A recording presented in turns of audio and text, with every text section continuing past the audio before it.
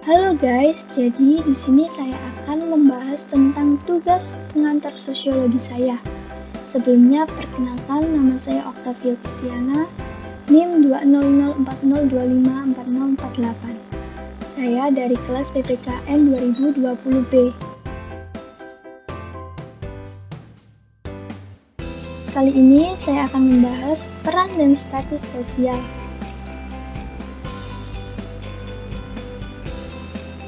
Apa itu peran dan status sosial? Apakah terdapat perbedaan di antaranya? Definisi status. Status merupakan suatu perangkat atau posisi seseorang dalam hubungannya dengan kelompok lainnya. Setiap individu memiliki beberapa status atau yang biasa dikenal dengan multiple status dalam waktu yang bersamaan. Bagaimana cara memperoleh status tersebut?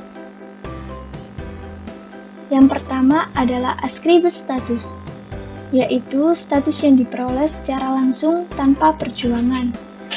Misalnya seperti gelar kebangsawanan, dan gelar ini biasanya didapatkan sejak manusia itu lahir. Yang kedua ada achieved status, yaitu status yang diperoleh melalui perjuangan seseorang dalam bidang tertentu. Misalnya seperti gelar dokter, perawat, bidan, dan lain-lain. Yang ketiga ada assigned status, yaitu status yang diperoleh karena seseorang tersebut dianggap berjasa bagi masyarakat, bangsa, dan negara. Misalnya seperti penghargaan sebagai pahlawan, Nobel, dan sebagainya.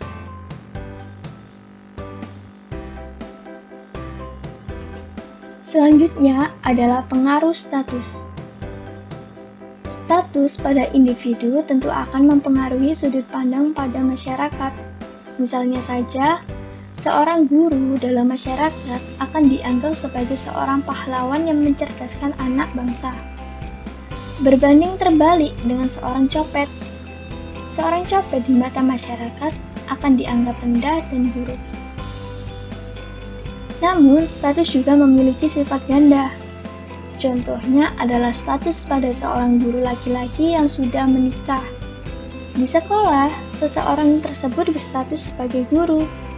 Akan tetapi, saat berada di rumah, status seseorang tersebut adalah sebagai kepala keluarga, suami, dan bapak dari anak-anaknya.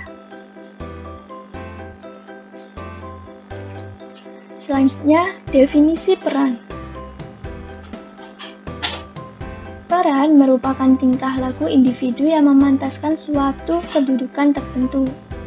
Dalam peranan yang berhubungan dengan pekerjaannya, seseorang diharapkan menjalankan kewajiban-kewajibannya yang berhubungan dengan peranan yang dipegangnya melalui belajar berperan, serta norma-norma kebudayaan juga dipelajari. Peran juga bisa bersifat ganda sama seperti halnya status.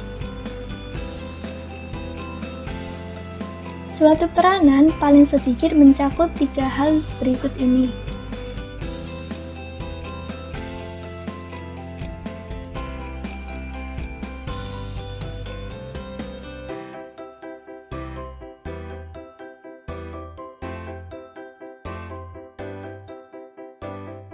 Pengaruh peran. Pengaruh peran mampu mengatur perilaku seseorang. Orang yang bersangkutan akan dapat menyesuaikan perilaku sendiri dengan perilaku orang-orang di sekitarnya. Peran lebih menunjuk pada fungsi penyesuaian diri dan sebagai suatu proses. Misalnya, seorang dokter yang merawat mertuanya. Di tempat perawatan, mertua tersebut berperan sebagai pasien dokter, di mana harus patuh kepada dokter. Sedangkan di rumah, dokter tersebut harus patuh dan hormat kepada mertuanya yang menjadi pasiennya tersebut.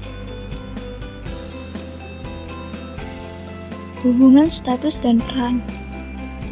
Peran dan status tidak dapat dipisahkan, karena peranan menggambarkan suatu pola perilaku yang diharapkan dari seseorang yang memiliki status atau kedudukan tertentu. Peran merupakan aspek yang bersifat dinamis dan fungsional dari kedudukan. Perspektif Masyarakat mengatakan bahwa peranan masing-masing individu ditentukan oleh norma-norma dalam masyarakat. Maksudnya adalah tiap individu diwajibkan menjalankan peranan yang diharapkan oleh masyarakat. Seperti halnya status, peran juga bersifat ganda. Karena status ganda pada individu memungkinkan individu juga memiliki peran ganda yang masing-masing peran tersebut saling berhubungan dan cocok. Sekian dari saya, terima kasih.